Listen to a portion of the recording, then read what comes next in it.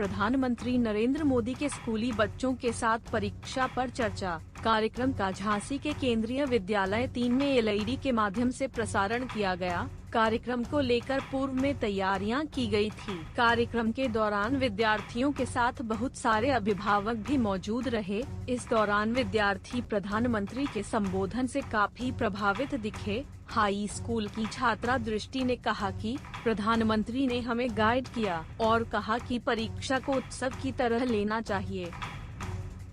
नमस्कार, मैं दृष्टि श्रीवास्तव कक्षा 10वीं की छात्रा हूँ। आज परीक्षा पर चर्चा का 5वां फेज़ हुआ, जो हमारे विद्यालय में लाइव टेलीकास्ट कराया गया। हमने बड़ी स्क्रीन पे उसका लोभ उठाया। हमारे माननीय प्रधानमंत्री जी ने हमको कई तरीके बताए कि किस प्रकार हम अपनी परीक्षा को परीक्षा के समय तनाव लेने की बजाय उसको एंजॉय कर सकते हैं और फेस्टिवल की तरह मना सकते हैं। विभिन्न प्रश्न थे जो विभिन्न बच्चों के द्वारा पूछे गए, जो कि भारत के हर एक बच्चे के मन में उठते हैं, जिसका हमारे माननीय प्रधानमंत्री जी ने बहुत सहजता से और अच्छे से जवाब दिया और हमको उसके उत्तर मिल गए। कई बातें उन्होंने बताई कि किस प्रकार हम परीक्षा में तनाव ना लें और किस प्रकार हम उसको फेस्टिवल्स की तरह एंजॉय करें। बट कई चीज़ें थी जो मुझे पर्सनली बहुत ज़्यादा अट्रैक्ट की। उन्होंने एक जो पॉइंट बताया कि कंपटीशन जो होता है वो कितना ज़्यादा महत्वपूर्ण है।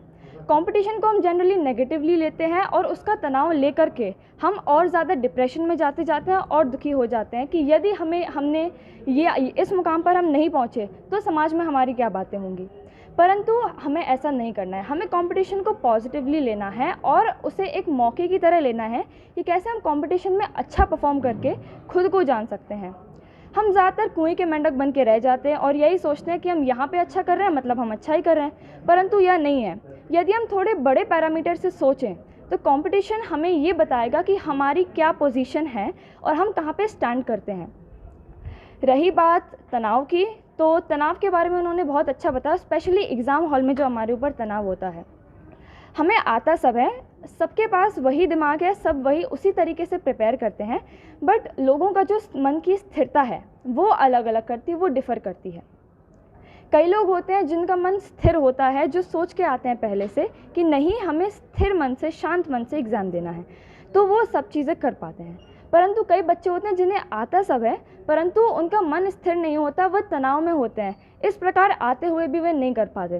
उन्होंने बहुत अच्छा उदाहरण दिया कि 2 ग्लास पानी के अगर हम लें और उन दोनों में सिक्के डाल लें और 1 ग्लास के पानी को यदि हम हिलाएं तो उसका पानी तो हिलेगा, परंतु सिक्के पर जो लिखा है वो हमें साफ तरीके से नहीं दिखेगा।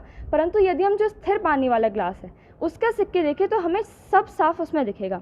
यही हमारे मन की बात है। यदि हमारा मन स्थिर है तो हमें जो मेमोरी में पड़ी चीज़ है वो अच्छे से समझ आ जाएगी और हम लिख लेंगे। परंतु अगर हम अस्थिर मन से रहेंगे, चाहे एग्ज़ाम हॉल हो, चाहे ज़िंदगी का कोई भी स्थान हो, यदि हमारा मन अस्थिर रहेगा तो हम चाह कर भी उस जो ये परीक्षा पे चर्चा का 5वां संस्करण माननीय प्रधानमंत्री जी के द्वारा आज जो संबोधन किया गया और जो विभिन्न सवालों के जवाब दिए गए, हमारे विद्यालय में इसके लिए हम लोगों ने एलईडी स्क्रीन लगाकर बच्चों के बैठने की व्यापक व्यवस्था की थी और बच्चों ने भी इस कार्यक्रम का पूरा लाभ उठाया।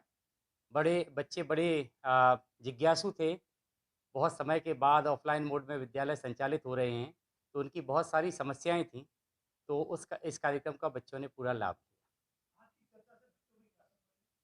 मुझे लगता है कि आज की चर्चा का केवल एक क्षेत्र में असर नहीं होगा, केवल एकेडमिक के क्षेत्र में असर नहीं होगा, इसका एक व्यापक असर होगा, उनके पूरे जीवन पे इसका असर होगा।